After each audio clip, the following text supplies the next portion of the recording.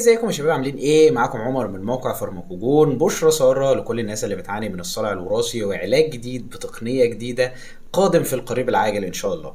النهارده في الفيديو ده هكلمكم على تقنيه انا متحمس عليها بصوره كبيره جدا، وهي تقنيه الاس ام اي ار ان اي او سامي ار ان اي او عم سام زي ما بحب اقولها. اول حاجه عشان افهمك الدواء ده بيشتغل ازاي، لان طريقه عمله ممكن تبان صعبه شويه للاشخاص اللي ما عندهمش خلفيه في البيولوجي عموما، لازما اراجع لك بصوره بسيطه على ازاي الصلع الوراثي بيتم. طبعا انا كنت قلت قبل كده في القناه ان الصلع الوراثي الهرمون المسؤول بصفه اساسيه حواليه هو هرمون الدي اتش تي، وبرضه معظم الناس هنا عارفه ان هرمون الدي اتش تي بينتج من التستوستيرون عن طريق انزيم اسمه ال5 الفا ريدكتيز. طب الدي اتش تي اللي اتكون ده ازاي بيعمل عمليه تصغير البصيله؟ لازما الاول عشان اي هرمون يشتغل ان هو يشبك في القفل بتاعه، حاجه اسمها نظريه القفل والمفتاح. يعني مثلا هرمونات الاندروجين زي التستوستيرون والدي اتش تي لازم تشبك في القفل بتاعها اللي هو مستقبل الاندروجين. فبعد ما الدي اتش تي بينتج من التستوستيرون ويشبك في مستقبل الاندروجين، فهو بيسافر للنواه وبعدين بيحصل عمليات، انا مش هتكلم بلغه بيولوجي نهائي، يعني بيحصل عمليات معينه فبيتم خلق بروتينات. البروتينات دي هي المسؤوله عن الافكت. كميه بقى الهرمون اللي بيشبك في مستقبل الاندروجين وبيفعله، كميه تفعيل ذات نفسه مستقبل الاندروجين، دي كلها حاجات مختلفه ما بين جينات كل شخص والاخر، او حاجه اسمها التعبير الجيني او الجينيتك اكسبريشن. طبعا الادويه التقليديه اللي هي الفينوستراد او الدوتايسراد بيستهدفوا حاجه اسمها انزيم ال5 الفا ريدكتيز. ده الانزيم المسؤول عن تحويل التستوستيرون لدي اتش تي. فانت لما تقفل الانزيم ده فكميه الدي اتش تي هتقل، بالتالي كميه الدي اتش تي اللي بتشبك في مستقبل الاندروجين هتقل، وبالتالي كميه تفعيل مستقبل الاندروجين وتكوين البروتينات او سلسله الاحداث الكيميائيه المرتبطه هتقل، وبالتالي عمليه تصغير البصيله هتقل. طب بدل ما استهدف الدي اتش تي ذات نفسه، هو انا ليه ما استهدفش مستقبل الاندروجين؟ وانا ليه برضو ما استهدفش الحاجات التانية اللي هي مثلا العمليات اللي داخل النواة عشان اقلل التعبير الجيني؟ كل دي طرق جديدة بيتم ابتكارها عشان تعالج الصلع الوراثي. طبعا هي دي مش فكرة جديدة، يعني اي حد فكر في علاج الصلع الوراثي فهو اكيد جه في باله بدل ما استخدم او استهدف الهرمونات فانا ممكن استهدف الجينات ذات نفسها. بس الفكرة كلها ان انت لما تيجي تتكلم على الجين موديفيكيشن في اطار علاج الصلع الوراثي فهو عمر ما هياخد الابروفال بصورة مباشرة، لان ده هيكون غير اخلاقي، وكمان هيكون انت خايف من الطفرات اللي ممكن تحصل للمشاركين في التجربه دي. ده غير كده ممكن تخاف من الاعراض الجانبيه الداخليه اللي ممكن تكون خطيره، لان انت حرفيا لما تلعب في جيناتك فانت الطفره دي هتتورث للاجيال، ولو هي طفره سلبيه فانت ممكن تنشر المرض بصوره كبيره جدا. فعشان كده غير اخلاقي ان انت تعمل تجارب جينيه على البشر بصوره مباشره. تقنيه بقى عمو سام ار ان اي هي مبنيه على حاجه اسمها اس اي ار ان اي، ودي حاجه اسمها سمول انترفيرنج ار ان اي.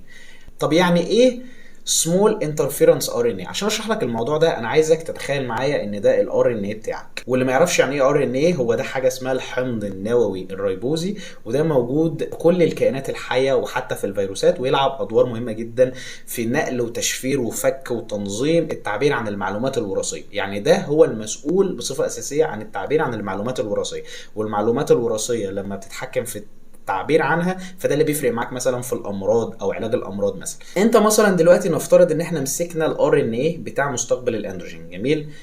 اللي هيحصل بقى ان تقنيه الاس اي ار ان اي او السمول انترفيرنج ار ان اي ان هو هيجي مثلا على جزء من الار ان اي ده وهيشبك فيه. فلما يشبك فيه مثلا بيبقى في حاجه كده عامله زي السكانر او الطباعه دي، اللي هي اللي بتعمل ترجمه او بتفك الشفره عن الار ان اي. لما تيجي تعدي عليه فهو كأن ده عاطل مش موجود، اللي هو الجزء مثلا المسؤول عن تصنيع مستقبل الاندروجين. فلما يحصل ترجمه فالبروتين اللي هينتج من غير مستقبل اندروجين. طبعا ده شرح بسيط جدا ومن كتر بساطته ممكن يحمل اخطاء، بس انا بحاول ابسط المعلومه على قد ما اقدر للشخص اللي بيتفرج بصوره تقليديه. فانت دلوقتي لما تعتمد على تقنيه الاس اي ار ان اي فانت كده عطلت تصنيع مستقبل الاندروجين. طب مش دي التقنيه اللي انا بتكلم عليها، انا التقنيه اللي انا قلتها في اول الفيديو اسمها الاس اي ام اي ار ان اي. ليه ما استخدمتش السمول انترفيرنج ار ان اي اللي هي التقنيه اللي انا قلت عليها دي؟ التقنيه دي ما ينفعش ان انت تستخدمها لسببين. اول حاجه ان انت لو عملت كده وحاولت انك تستقبل مستقبل الاندروجين فبيحصل حاجه اسمها انفلاميشن رياكشن او تفاعل من جسم الانسان، لان هو بيلاحظ ان في جسم غريب عنه فممكن جهاز المناعه بتاعك يهاجمه. تاني حاجه بيبقى في حاجه اسمها لو سيلولار ابتيك. يعني ايه لو سيلولار ابتيك؟ يعني انت جسمك ما بيمتصش المركب ده بصوره صحيحه، لازم تعمل له تركيب تعديل في الاستراكشر بتاعه عشان جسمك يستفاد منه ويعطل مستقبل الاندروجين بصوره لوكال، وفي نفس الوقت ما يعمليش اعراض جانبيه سيستميك. لان مثلا لو حاجه زي دي، لو انت عطلت مستقبلات الاندروجين في جسمك فانت حرفيا هتموت. ما فيهاش هزار، لان مستقبل الاندروجين متوزع في كل الاورجنز وليه دور في جسم الانسان. ولو انت مش مصدقني فشوف مثلا الناس اللي بيكون عندها سرطان بروستاتا مثلا عنيف، الادويه اللي هم بيستخدموها بتكون ادويه بتعطل مستقبل الاندروجين وبتعطل الاندروجين، بتمحو الاندروجين من جسمه، فهو بيتعرض لجميع انواع الاعراض الجانبيه العنيفه والخطيره، حرفيا جوده حياته بتبقى صفر. فاحنا مش عايزين ان احنا نعطل مستقبلات الاندروجين بصوره سيستميك، يعني مثلا مش زي الفينوستريد اللي ممكن تاخده عادي بصوره سيستميك كده كده الدي اتش تي ملوش دور، لا، مستقبل الاندروجين ليه دور مهم جدا في كل خصائصك وكل وظائفك الحيويه. تقنيه بقى الاس اي ام اي ار ان اي خدت اللي هي التكنولوجيا الاصليه بتاعتنا الاس اي ار ان اي، وحاولت ان هي تتغلب على المشاكل دي. تغلبت على المشاكل دي ازاي؟ اول حاجه كلمه اس اي ام اي ار ان اي او السام ار ان اي دي سيلف اسمبلد ميثيل انهبيتوري ار ان اي. يعني ايه سيلف اسمبلد؟ سيلف اسمبلد ده معناها مثلا ان انا جبت حاجات صغيره، يعني مثلا نفترض ان حبايه الفينوسترا دي حاجه صغيره وبعدين رتبتها بطريقه معينه، فالترتيب ده بقى ليه شكل ووظيفه معينه. سيلف اسمبلي يعني هو عمل كده بذات نفسه، وده عباره ان انا خليت شكل الار ان اي او السايلنسر ار ان اي اللي انا حاطه بشكل معين بحيث ان هو يمتص بصوره كويسه وما يعمليش اعراض جانبيه داخله، وفي نفس الوقت جهاز المناعه بتاعك ما يتعرفش عليه ان هو جسم غريب وما يعمليش انفلاماتوري رياكشن. يعني دي حاجه خلت المركب ده اكثر امانا واكثر فاعليه. طب في انواع كتيره من السام ار ان اي، وعشان اكون دقيق في حوالي 547 سام ار ان اي مختلف، فاني واحد فيهم اللي تم دراسته العلاج الصلع الوراثي هتلاقي ان هو اللي كان اكثر فاعليه واكثر امانا كان اللي هو النوع اي ار 68.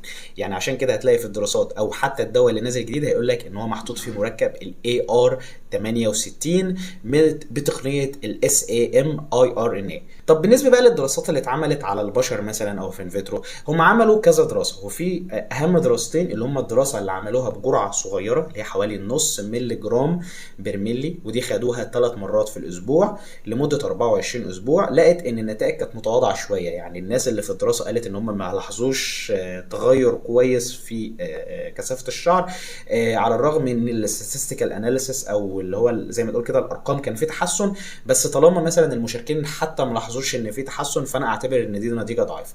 انما بقى في الدراسه الثانيه اللي عملوها بجرعه عاليه اللي هي 5 مللي جرام كان بيستخدم مرتين في الاسبوع لمده 24 اسبوع، فكان في نتيجه مرضيه جدا سواء في الصور سواء في الاشخاص وهم بيحكوا عن تجربتهم قالوا ان هم لقوا نتيجه كويسه، وحتى الاستاتستيكال اناليسيس بتاعتها كان النتيجه مبشره جدا. فانا شايف ان تقنيه زي دي لو هي فعلا اتعمل عليها دراسات او نزلت السوق فهي تكون خيار كويس جدا لعلاج الصلع الوراثي، لان انت كده بتستهدف مستقبل الاندروجين. تخيل بقى لو انت مثلا دمجت التقنيه مع دي مع حاجه مثلا بتقلل الدي اتش تي، او حتى لو انت هتستخدم مضادات اندروجين موضعيه، يعني حاجه في منتهى الجمال.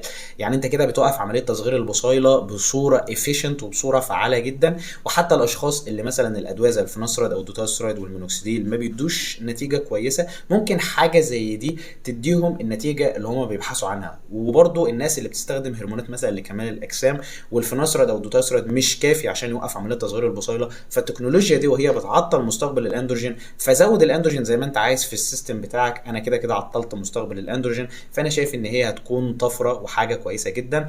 غير كده معرفش هل لما هو هينزل بجرعه 5 مللي جرام ديت اللي هي هتبقى مرتين في الاسبوع، ولا هيشوفوا مثلا ان 5 مللي جرام كل يوم هتكون جرعه مور افيكيشس ولا لا. كل الحاجات دي احنا محتاجين نشوفها، بس انا متحمس جدا للدواء ده اللي هينزل، وهو هينزل باسم كوزم ار ان اي، وهي شركه من ساوث كوريا. بس كده اتمنى الفيديو يكون عجبك. اكتب لي تحت في الكومنتات رايك عن تكنولوجيا عم وسام لعلاج الصلع الوراثي، وقول لي لو انت متحمس عن التكنولوجيا دي زيي ولا لا.